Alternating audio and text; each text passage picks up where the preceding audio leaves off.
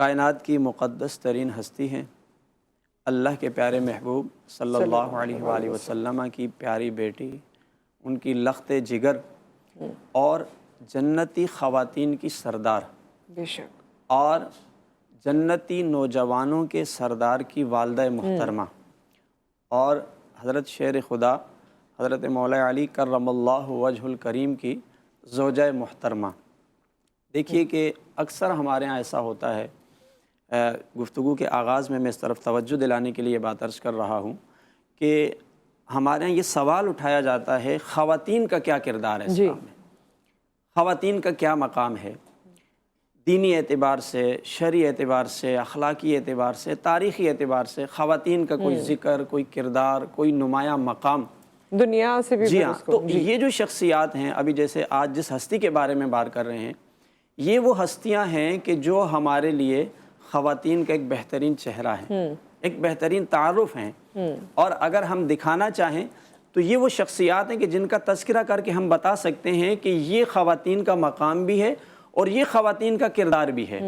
انہی میں سے آپ جیسی مقدس ہستی ہیں۔ اچھا ہوتا یہ ہے، ان مقدس ہستیوں سے لوگ فطرتی طور پر بڑی عقیدت رکھتے ہیں، بڑی محبت، بڑا احترام کا ایک رشتہ ہے، محبت کا رشتہ ہے، لیکن یہ اس کا ایک پارٹ ہے، یہ ایک حصہ ہے کہ آپ کسی بھی مقدس ہستی سے ایک عقیدت اور محبت رکھیں۔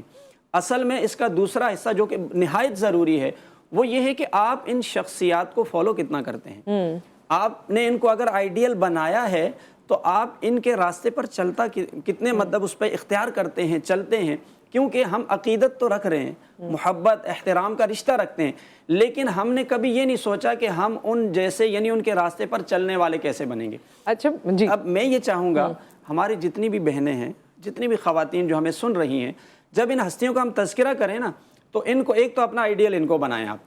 آپ ان کو اپنا ٹارگٹ بنائیں کہ ہم نے اپنی زندگی کو مرتب کرنا ہے ان کی شخصیات کو سامنے رکھ کر۔ پھر اس کے بعد جو ان کی سیرت کے خوبصورت گوشے ہیں جو کہ کچھ ہم ابھی ذکر کرنے کی کوشش کریں گے، ان کو اپنی زندگی کا حصہ بنائیں تاکہ پھر ہم صحیح معنوں میں ایک اچھے انسان بن سکیں اور اس کے معاشرے میں ہمیں ثمرات نظر آئیں، اس کے فوائد ہمیں نظر آئیں۔ مثال کے طور پر حضرت فاطمہ الزہرا رضی اللہ تعالی عنہا سب خواتین کے لیے آئیڈیل شخصیت ہیں، لیکن اب دیکھنا یہ ہے کہ ان سے آپ کتنا تقوی سیکھتے ہیں، آپ کتنی طہارت سیکھتے ہیں، ان کی عفت اور عصمت کے حوالے سے آپ خواتین کتنا جانتی ہیں، آپ کتنا اس پر عمل کرتی ہیں، ان کی عبادت اور ریاضت سے متعلق آپ کو کیا معلومات ہیں، اور آپ کس انداز سے عبادت اور ریاضت کرتی ہیں۔ اگر بات کی جائے والد کے احترام کی، اگر بات کی جائے والد کی عزت کی، والد کی فرما برداری کی، تو آپ ان کی سیرت سے اس پہلو کو کتنا سمجھتی ہیں اور کتنا اس کے بارے میں علم رکھتی ہیں۔ اگر بات کی جائے بچوں کی تربیت کے حوالے سے، اپنے بچوں کو صحیح راستے پر چلانے کے حوالے سے، تو آپ ان کی زندگی سے اس بارے میں کتنا جانتی ہیں۔ اگر بات کی جائے شوہر کی فرما برداری کی، اگر بات کی جائے اللہ کے حکم کو ماننے کی، تو ان تمام باتوں سے متعلق ہم ان کی شخصیت کو کتنا جانتے ہیں۔ ہم یہ تو جانتے ہیں جو باتیں زبان زد عام ہیں کہ آپ جنتی خواتین کی سردار ہیں، ہم یہ بھی جانتے ہیں کہ آپ حضرت امام حسن حسین کی والدہ ہیں، لیکن ہم ان کی زندگی کے وہ گوشے یا تو جانتے نہیں یا جاننے کی کوشش نہیں کرتے جن کو اصل میں ہمارے لیے مشعل راہ بنایا گیا ہے۔